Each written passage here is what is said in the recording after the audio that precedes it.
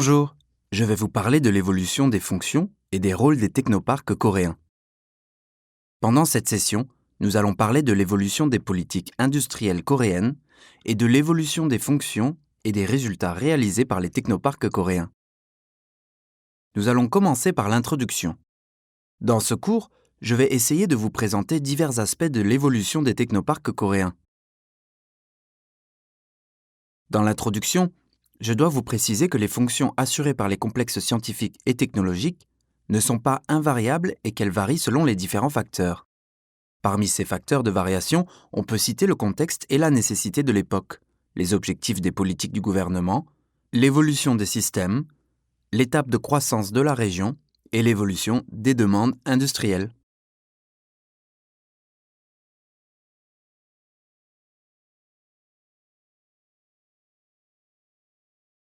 Les rôles des technoparcs coréens en 1998 ont été inspirés de ceux des complexes scientifiques et technologiques américains, européens et japonais. Nous avons fait beaucoup de benchmarking pour choisir le modèle optimal pour la Corée. Nous avons ainsi fixé 6 fonctions générales des technoparcs en tenant compte des objectifs des politiques nationales, des environnements industriels locaux et des demandes de candidature des entreprises. Ces 6 fonctions des technoparcs coréens ont évolué de manière continue ces 20 dernières années.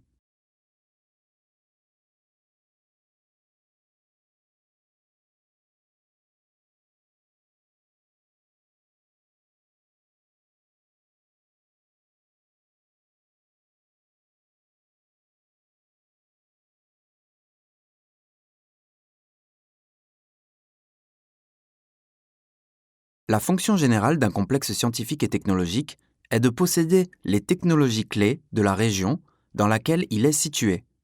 Les fonctions à ajouter sont déterminées en tenant compte des résultats de l'analyse des capacités potentielles d'innovation et des situations industrielles de la région. Le critère important à fixer, c'est de choisir la cible de soutien. Il faut déterminer préalablement la cible de divers services de soutien aux entreprises offerts par le technoparc. Il faut réfléchir au préalable si on va soutenir les fondateurs d'entreprises, les startups, les entreprises existantes, les chercheurs locaux ou les agents d'affaires. Deuxièmement, il faut également déterminer le domaine de soutien. Il faut préciser si on va apporter des soutiens technologiques ou financiers, des connaissances et informations, ou autre type de soutien à la gestion ou au marketing. Troisièmement, la manière du soutien doit être également prise en compte dans les fonctions de technoparc. Comment va-t-on apporter du soutien ? Va-t-on aménager un espace dédié à la R&D ? Va-t-on fournir des matériels ? Va-t-on fournir des ressources humaines ou des financements à travers des projets ? Tout cela doit être déterminé et pris en compte au préalable. En cas de création des complexes scientifiques et technologiques dans le but de créer un cluster d'innovation, chaque complexe devrait avoir une structure d'affaires différente compte tenu des caractéristiques de la région en question pour dynamiser les fonctions des complexes. Dans le cas de la Corée, les 6 premiers technoparcs auraient les mêmes fonctions sans prise de compte des conditions environnementales locales. Du coup, ils sont tous devenus trop similaires et finissaient par apporter des soutiens qui ne correspondaient pas aux demandes des entreprises locales. Il est donc nécessaire que chaque technoparc soit doté d'une structure d'affaires différente et soutenu par des ressources humaines et un budget approprié.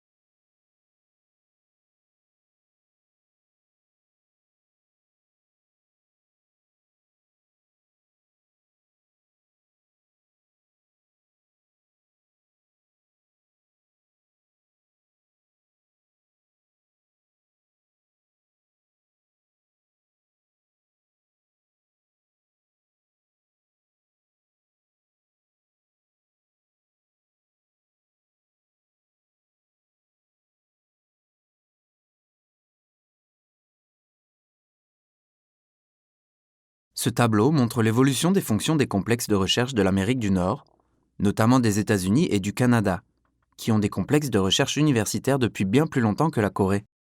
Comme vous pouvez le constater, le tableau nous explique que les complexes de recherche américains ont été, au début, développés sous forme d'installations d'affaires permettant de réaliser des activités de R&D dans un espace indépendant.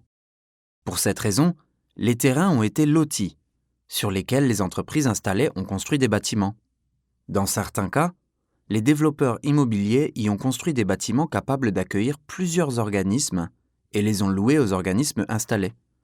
Ainsi, les complexes américains ont été considérés sous l'aspect du développement, de la gestion et de l'exploitation immobilière. C'était après l'aménagement que les complexes avaient procédé à l'attraction de grandes entreprises et d'organismes publics.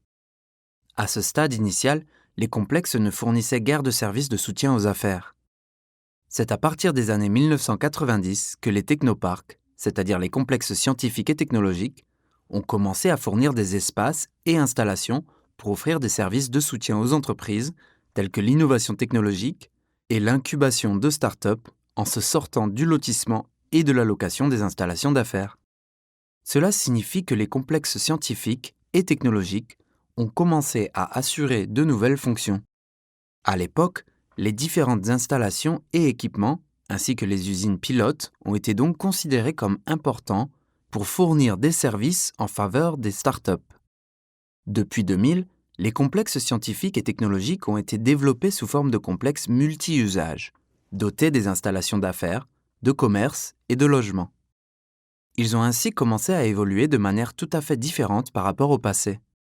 Avec la fourniture de divers services de soutien aux startups, les principales fonctions des complexes scientifiques et technologiques sont devenues la spécialisation d'industrie et le développement des startups, alors qu'elles étaient, auparavant, penchées sur le développement, la gestion et l'exploitation immobilière.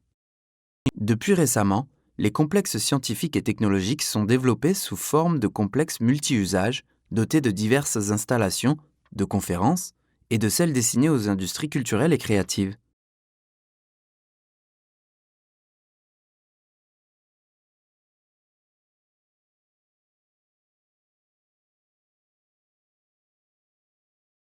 En 2013, l'AURP, Association américaine des complexes de recherche universitaires, a réalisé un sondage auprès de 174 complexes de recherche universitaires qui y sont adhérés.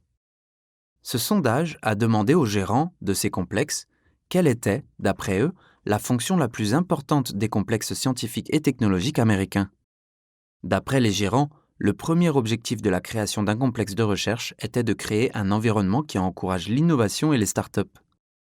Le deuxième objectif était, selon eux, de fournir un espace de coopération entre les acteurs universitaires et les industries. Le troisième objectif était, d'après le sondage, de jouer le rôle de plateforme d'attraction des industries au sein de la région.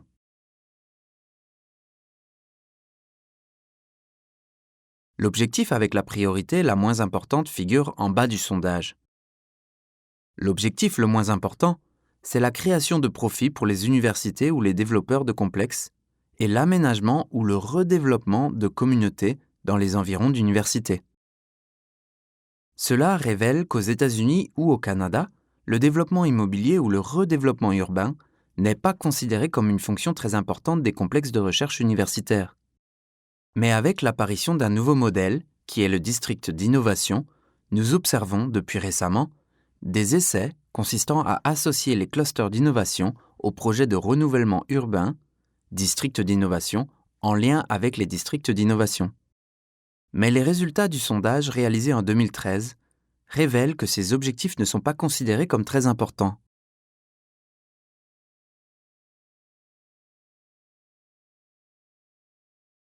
Nous allons passer au deuxième chapitre. Sur la base des connaissances obtenues dans l'introduction, je vais vous présenter le processus d'évolution des politiques industrielles coréennes dans ce deuxième chapitre. J'ai décidé de vous présenter et faire comprendre ce processus, car c'est dans ce processus que les fonctions de technopark ont traversé des changements continus.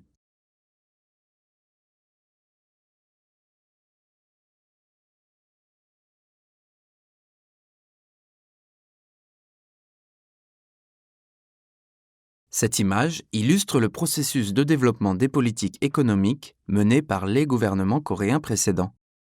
La Corée s'est lancée dans la création de technoparks en 1998.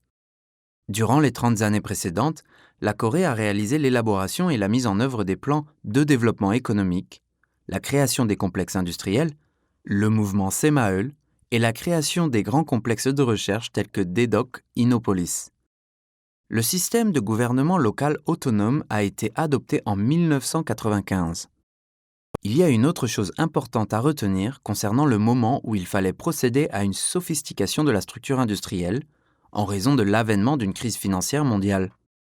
L'apparition des technoparcs a eu lieu juste après la naissance du gouvernement démocratique qui avait succédé au gouvernement militaire.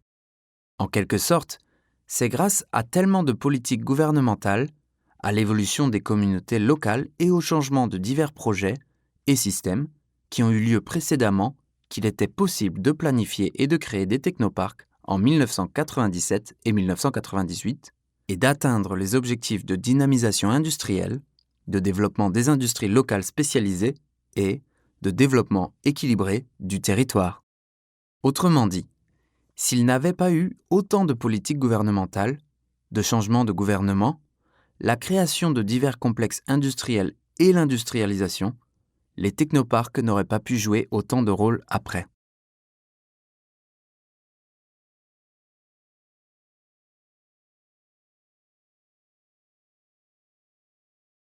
Ce tableau illustre les politiques industrielles et celles scientifiques et technologiques réalisées dans chaque étape de développement national. On peut constater ici quelles étaient les politiques industrielles et celles scientifiques et technologiques adoptées au cours des étapes de développement dans les années 1960, 70 et 80. Ce que je tiens à accentuer, c'est que le ministère de la Science et de la Technologie existait déjà en Corée dans les années 1960, c'est-à-dire bien avant la planification des technoparcs en 1997.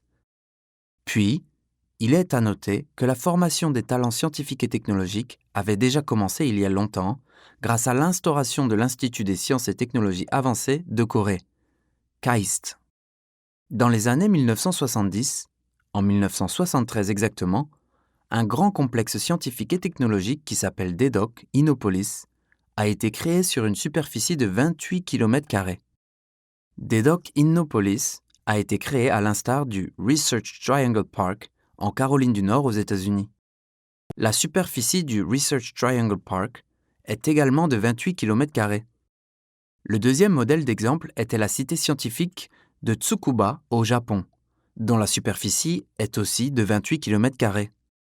Bien que le pays n'ait pas été suffisamment industrialisé dans les années 70, un grand projet de complexe de recherche scientifique comme DEDOC Innopolis a été exécuté pour se préparer aux besoins futurs. Ce genre de grand projet, pour autant, demandait trop d'investissement et ne pouvait plus continuer, car le gouvernement ne pouvait plus le financer. En passant par la création du ministère de la Science et de la Technologie, l'instauration des établissements d'éducation comme le KAIST et la création des complexes de recherche universitaires, au cours des années 80, c'est après le milieu des années 90 que l'on a pris conscience de la nécessité des technoparcs. Désormais, nous pouvons nous concentrer sur le développement et la dynamisation des industries locales conformément au changement des politiques industrielles à travers la création des complexes scientifiques et technologiques locaux de petite envergure que l'on appelle technoparcs.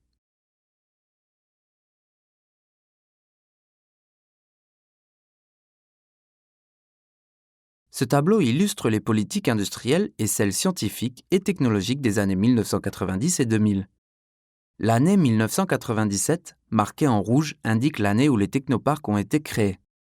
Au fil du temps, les fonctions des technoparcs ont traversé divers changements de l'étape initiale jusqu'à l'étape récente, en passant par l'étape intermédiaire.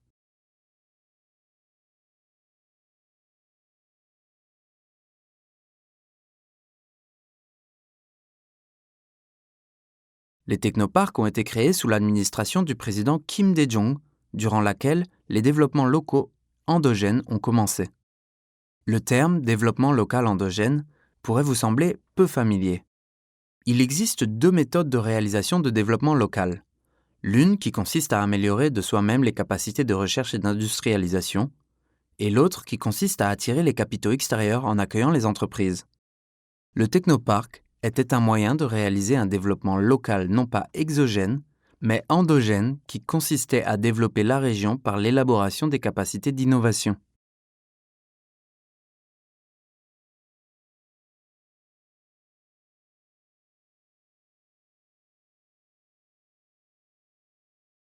Ayant succédé à l'administration de Kim Yong-sam, qui était le premier gouvernement démocratique, l'administration de Kim Dae-jong accordait beaucoup d'importance au développement équilibré du territoire.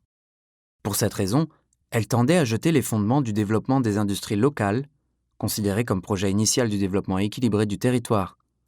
Et c'est pendant cette période que les technoparcs ont été créés pour atteindre le but d'améliorer les capacités d'innovation autogène. Comme je l'avais évoqué précédemment, c'est pendant cette période que la Corée a été frappée par la crise monétaire asiatique de 1997. Parmi tous les moyens de la restructuration industrielle qui étaient nécessaires pour surmonter la crise, l'incubation de start-up a été considérée comme la meilleure solution. Nous avons cru que l'incubation d'un bon nombre de start-up basées sur de nouvelles idées de commercialisation engendrait la restructuration industrielle du pays. Ainsi, le slogan « Incubation de 20 000 start-up » a été mis en avant dès l'arrivée de l'administration de Kim Dae-jong, qui a apporté des soutiens importants aux start-up. C'est à ce moment-là qu'ont été créés les technoparcs. Il est ainsi naturel que les politiques de développement des industries locales déployées à cette époque soient en lien étroit avec celles de développement des technoparcs.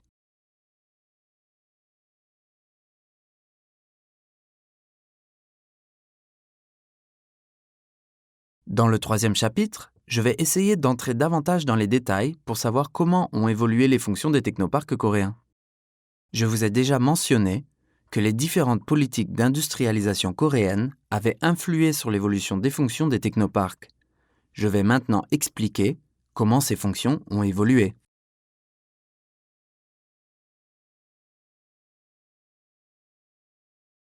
Les technoparcs coréens sont nés dans le but de développer les industries stratégiques locales pour parer à l'élargissement du fossé économique entre la zone métropolitaine et les provinces provoquées par une réalisation accélérée des politiques d'industrialisation portées par l'État. La création des technoparcs a été basée sur une réflexion sur comment développer les industries stratégiques locales et sur une idée qui présupposait que les technoparcs devaient y jouer des rôles cruciaux. Dans cet esprit, le gouvernement avait fixé pour objectif de répartir les entreprises jusqu'alors concentrées en zone métropolitaine dans l'ensemble du territoire, ou sinon d'encourager l'incubation et l'implantation des startups locaux en province.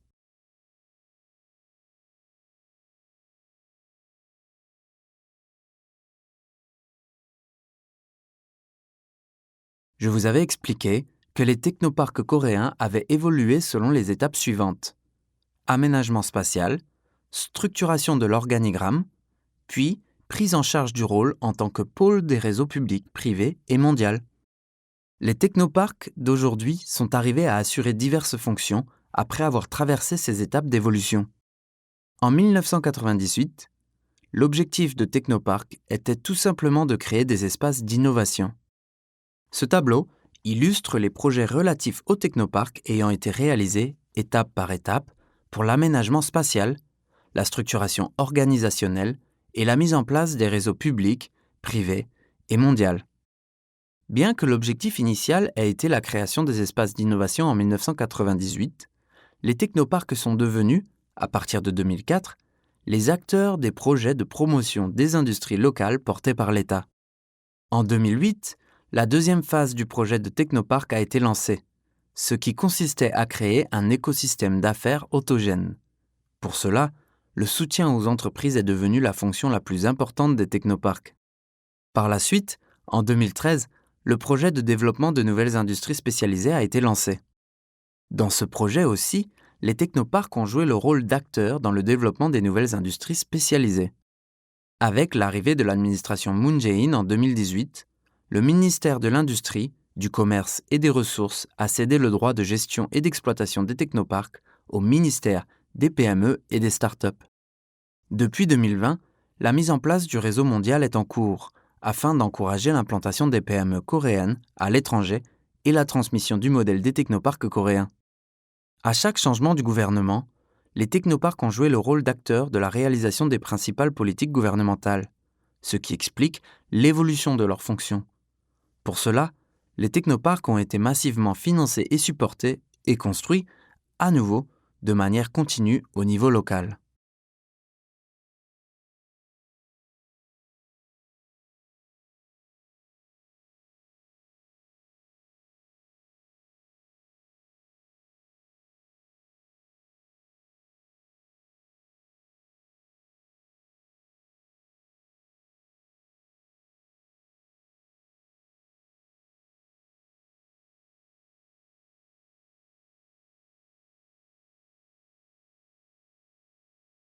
Nous allons observer l'évolution des fonctions des technoparcs coréens des gouvernements précédents selon l'ordre chronologique.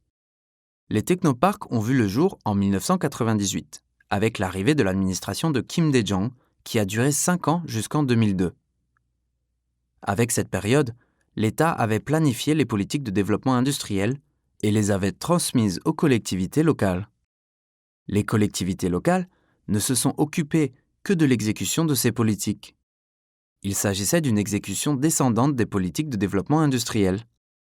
Or, l'administration de Kim Dae-jung s'est tournée vers les politiques de développement industriel ascendantes en mettant l'accent sur l'initiative des collectivités locales et la décentralisation. En 1994, les projets de construction de centres d'innovation des technologies et de centres de recherche locales ont été lancés. Après la création des technoparcs en 1998, les politiques relatives de ces centres ont été intégrées dans celles relatives aux technoparcs. C'est ainsi que le projet pilote de technoparc a été lancé en 1998. En 1999, le projet de promotion des industries stratégiques locales a été lancé à Busan, Daegu, Gwangju et Gyeongsang-namdo. Les industries stratégiques locales ont été aussi intégrées dans les technoparcs. Dans le processus de l'exécution des politiques du gouvernement, les technoparcs sont devenus l'acteur de la réalisation de diverses politiques industrielles locales du gouvernement au-delà d'une simple construction de complexes.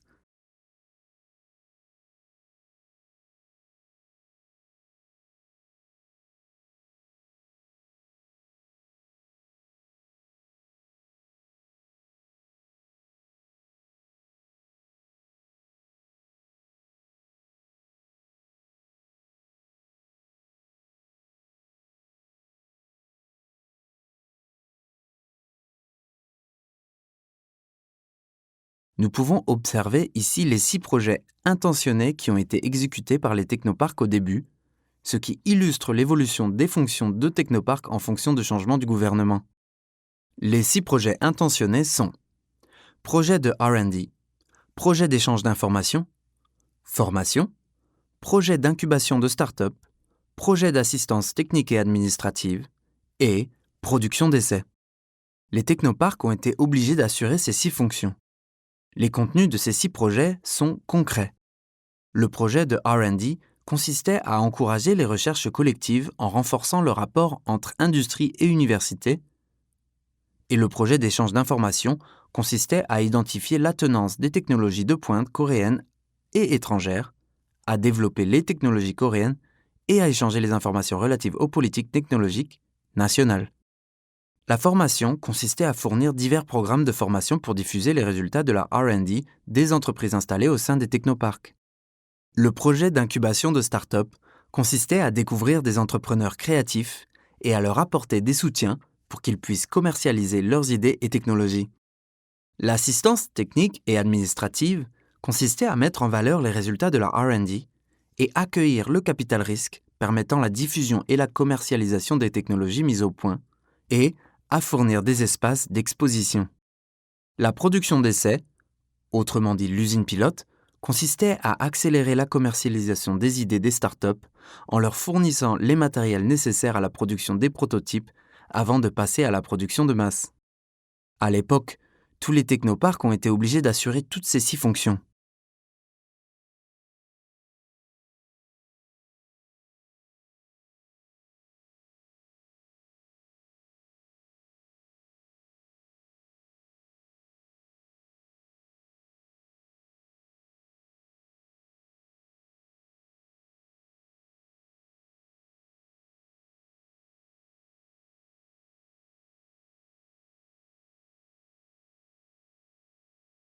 Avec l'arrivée de l'administration de Roh Moo-hyun, qui a succédé à l'administration de Kim Dae-jung, les technoparcs ont été particulièrement mis en avant en tant que moyen de développement équilibré du territoire.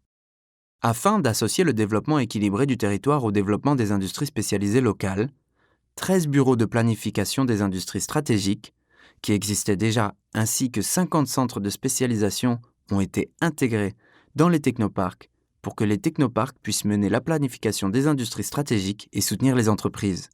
Ainsi, l'administration de No avait élargi les institutions et les financements pour renforcer les rôles des technoparcs. Par conséquent, les technoparcs sont devenus des organismes chargés de la diffusion et de l'autonomisation des industries spécialisées locales en maintenant une posture intermédiaire entre l'État et les collectivités locales et ont été diffusés partout dans le territoire.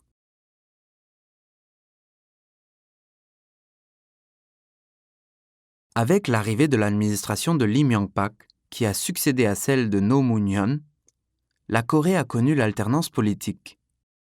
Le nouveau président élu a été issu du parti politique opposé. Ainsi, l'administration de Lee s'est penchée sur le renforcement de la compétitivité locale et les politiques de développement des industries phares régionales, plutôt que sur le développement équilibré du territoire mené par les technoparcs. Au lieu d'exploiter les technoparcs locaux préexistants dans les collectivités locales, l'administration de Lee a créé les bureaux de projets phares régionaux en fusionnant plusieurs technoparcs locaux appartenant à une même région. Ces bureaux sont devenus les acteurs principaux de l'exécution des projets locaux. Par la suite, les fonctions des technoparcs ont été réduites au service de soutien aux PME et ont dû subir la diminution budgétaire.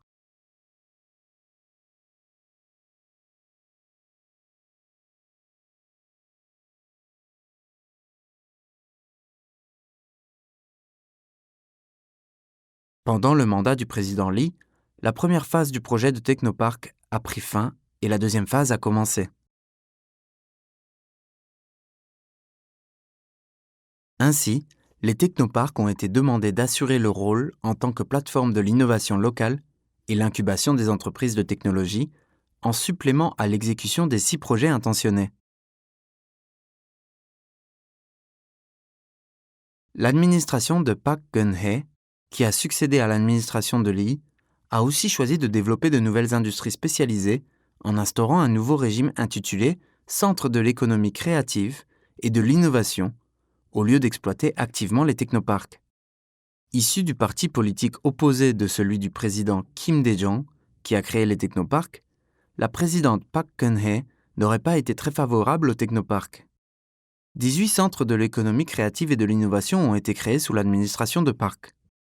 Du coup, l'incubation de start-up jusqu'à leur prise en charge par les technoparcs a été imposée également aux centres de l'économie créative et de l'innovation, affiliés au ministère de la Science, de la Technologie, de l'Information et de la Communication, ce qui a causé la redondance de fonctions.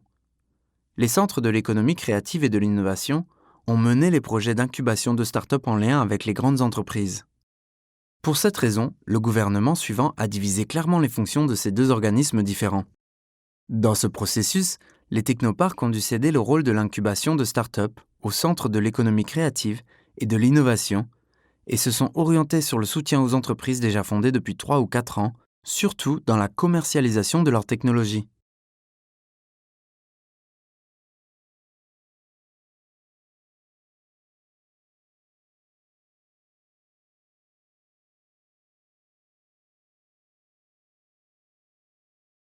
Avec l'arrivée du nouveau président en 2017, le soutien aux PME a été davantage accentué par les politiques industrielles locales préexistantes. Je vous avais déjà évoqué à maintes reprises qu'en 2018, les technoparcs, jusqu'alors affiliés au ministère de l'Industrie, du Commerce et des Ressources, ont été transférés sous la tutelle du ministère des PME et des startups. De même, les centres de l'économie créative et de l'innovation, jusqu'alors affiliés au ministère de la Science et de la Technologie, ont été transférés sous la tutelle du ministère des PME et des startups. Regroupés sous la même tutelle, les centres de l'économie créative et de l'innovation et les technoparcs ont partagé les fonctions avec l'administration des PME et certaines fonctions des technoparcs ont été modifiées.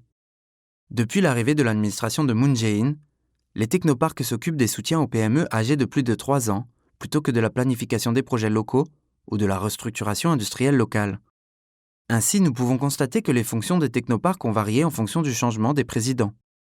Alors que les fonctions des technoparcs ont été limitées aux 6 projets intentionnés au début, elles se sont diversifiées avec l'évolution des politiques gouvernementales.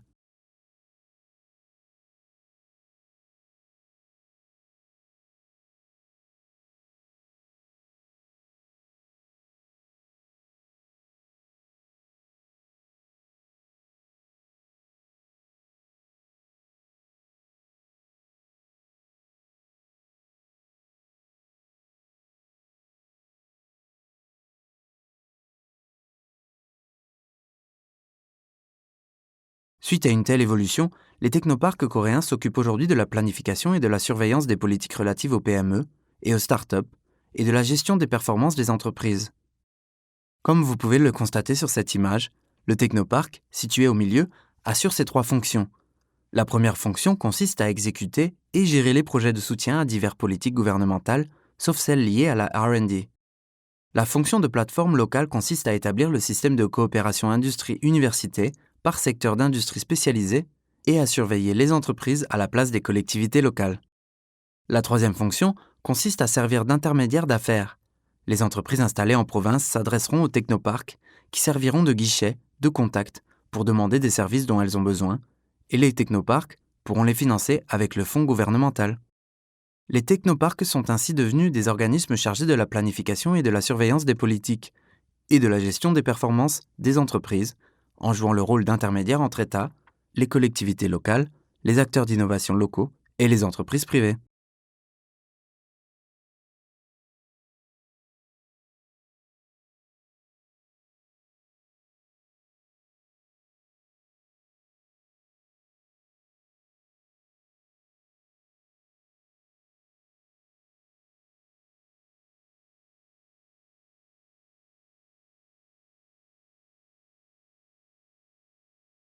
Avec l'élargissement de leur rôle en tant que plateforme de l'innovation locale, les technoparcs assurent trois fonctions vis-à-vis de l'État, c'est-à-dire du ministère des PME et des startups. Ils établissent dans chaque ville ou province le système de soutien à la croissance, analysent et rapportent l'état des lieux du développement des entreprises et des industries locales, collectent et analysent les données relatives au développement des entreprises locales.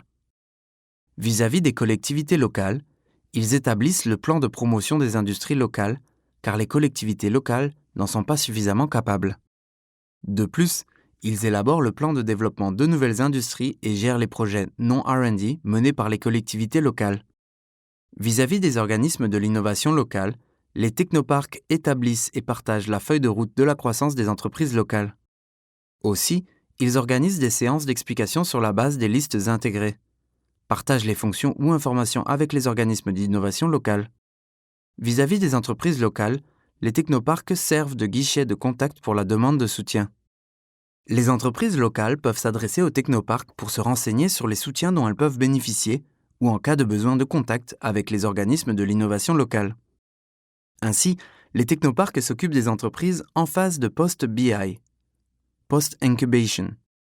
Comme les technoparcs sont équipés des usines pilotes dotées des équipements d'analyse et d'essai, ils ont demandé d'accompagner les entreprises en phase de post-BI dans la commercialisation de leurs produits. Les technoparcs apportent aussi des soutiens adaptés à la phase de croissance de chaque entreprise. Les technoparcs coréens d'aujourd'hui servent d'intermédiaires entre l'État, en l'occurrence les ministères des PME et des startups, les collectivités locales, les organismes de l'innovation locale et les entreprises locales.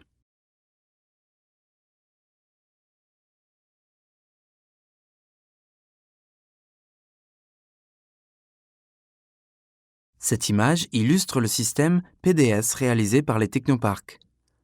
Le PDS signifie la planification, plan, l'exécution de projets, do, et l'analyse de performance basée sur les données, see. Cette image résume exhaustivement ce que je vous ai expliqué précédemment pour faciliter votre compréhension. Pour les collectivités locales, les technoparcs servent de think tank et assurent le do du PDS en apportant des soutiens aux entreprises. Pour l'État, ils établissent et gèrent le système d'analyse de performance basé sur les données. Vous qui gérez les technopoles en Tunisie ne pourrez pas adopter les mêmes fonctions que celles des technoparcs coréens. Cependant, il vous est nécessaire de comprendre les fonctions imposées aux technoparcs coréens à travers le processus de leur évolution. Si le modèle coréen vous semble pertinent, il serait souhaitable que vous fixiez les fonctions des technopoles tunisiens en vous y référant.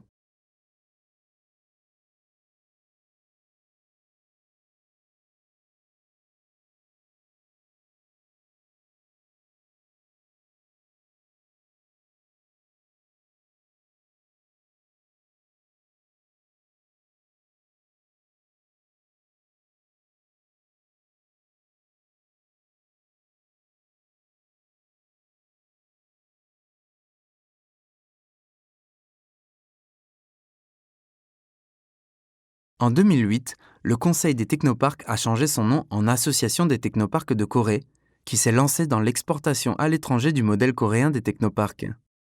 C'était surtout les PME coréennes qui ont souhaité s'implanter à l'étranger dans le cadre du marketing, ce qui n'était pas facile du tout. Par conséquent, on a dû établir des stratégies permettant l'implantation des PME à l'étranger tout en assurant l'exportation du modèle coréen de technoparc pour que cela puisse être bénéfique non seulement pour les grandes entreprises, mais aussi pour les PME. Ce projet a pu être réalisé par le Conseil des technoparcs, car il existait certains pays en développement qui avaient intérêt au modèle coréen de technoparc et souhaitaient l'appliquer et l'exploiter. Le modèle coréen de technoparc est exporté à l'étranger parallèlement avec l'implantation des PME, dotées de technologies performantes qui construisent leurs entreprises de production sur place. Pour ce faire, on est en train de mener des projets de formation après avoir réalisé des études sur le terrain en Afrique du Nord, en Asie centrale et en Amérique du Sud. Depuis la réalisation des projets pilotes en 2009, nous sommes actuellement en train d'augmenter les destinations. Les échanges et les coopérations sont en train de se renforcer. Nous prévoyons une dynamisation importante de ce projet, vu que le nombre des pays qui s'intéressent au modèle coréen de technoparc est en augmentation progressive. Ce schéma illustre le point de départ et les contributions que peuvent faire les modèles coréens de technoparc et l'installation sur place de la plateforme de production des entreprises coréennes en faveur des pays destinataires.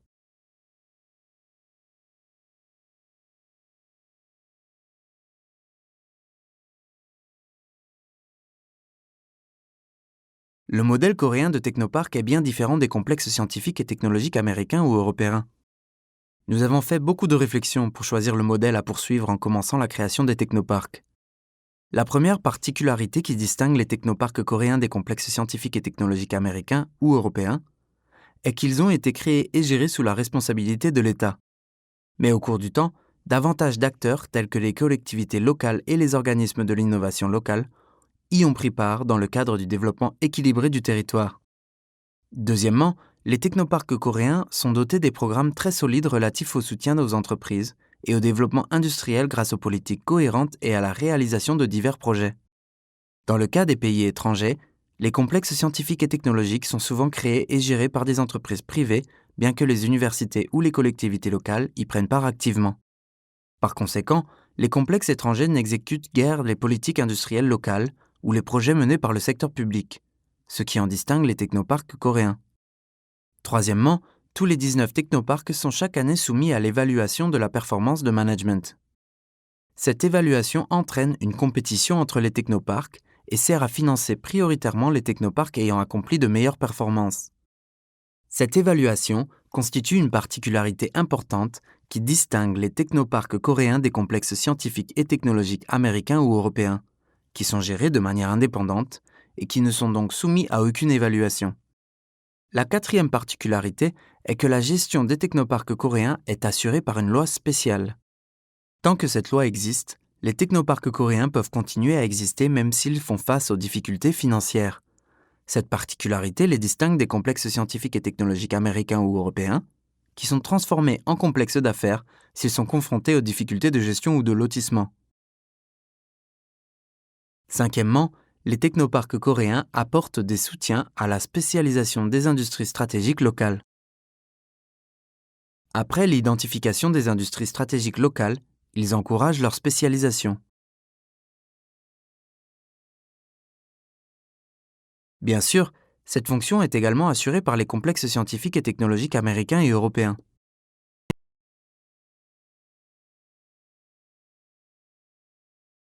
En revanche, dans le cas de la Corée, cette fonction est surtout menée par l'État, à travers ses politiques de développement des industries locales de grande envergure. Dans le quatrième chapitre, je vais résumer les résultats accomplis par les technoparcs coréens ces 20 dernières années. En 1998, en commençant par l'aménagement de sites, 6 technoparcs pionniers ont été d'abord créés. Par la suite, 2 ou 3 technoparcs ont été construits à nouveau, chaque année, et le nombre total de technoparcs coréens a ainsi atteint 18 en 2010. 8 ans après, un autre technoparc a vu le jour dans la ville administrative de Sejong, conformément à l'opinion publique, qui mettait en avant la nécessité d'un technoparc dans cette ville. Nous comptons ainsi 19 technoparcs aujourd'hui. Alors, quels sont les accomplissements réalisés par les technoparcs coréens ces 20 dernières années ?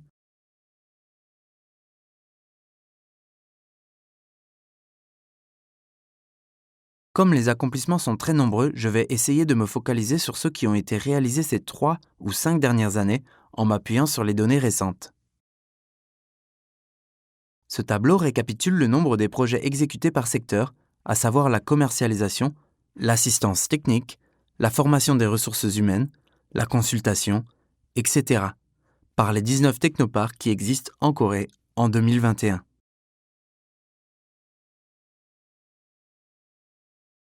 Ce tableau illustre les soutiens aux entreprises apportés par 18 technoparks coréens ces 3 dernières années. Le technopark de Sejong a été exclu car sa gestion n'est pas encore normalisée en raison de l'aménagement spatial et de la structuration de l'organigramme non accompli. En analysant ce tableau, nous pouvons constater que les soutiens apportés dans la commercialisation, l'assistance technique, la formation de ressources humaines et la consultation varient largement en fonction de chaque technopark.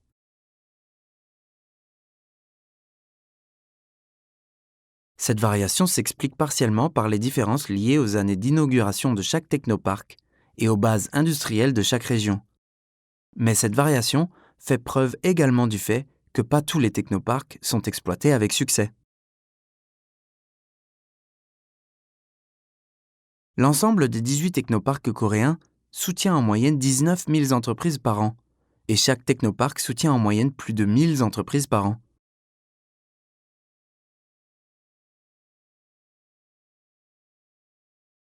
Les statistiques montrent que les technoparks ont formé plus de 4 700 personnes au total et ont réalisé plus de 7 200 consultations par an auprès des entreprises.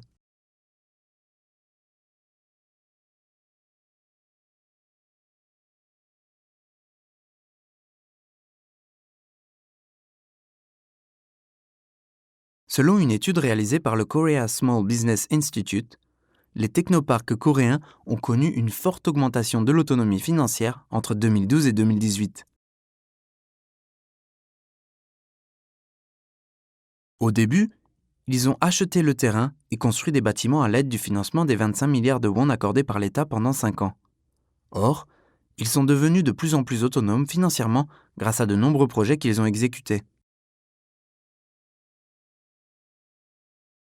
La même étude nous démontre qu'un technopark emploie en moyenne 128 personnes.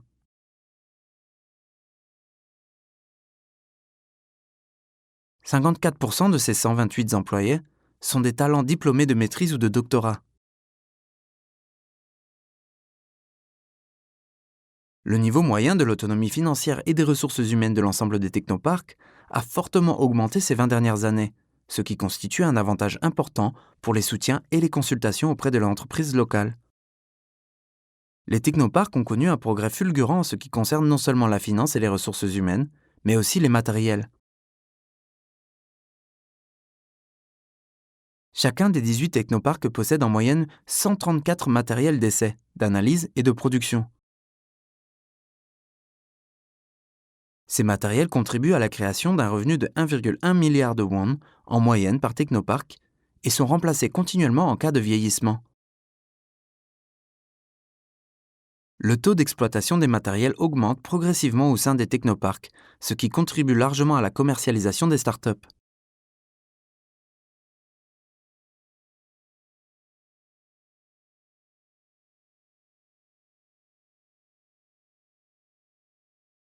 D'après une analyse faite sur l'évolution de l'emploi et des chiffres d'affaires des entreprises installées dans les technoparks coréens, les chiffres d'affaires moyens de ces entreprises ont connu une augmentation progressive entre 2012 et 2018.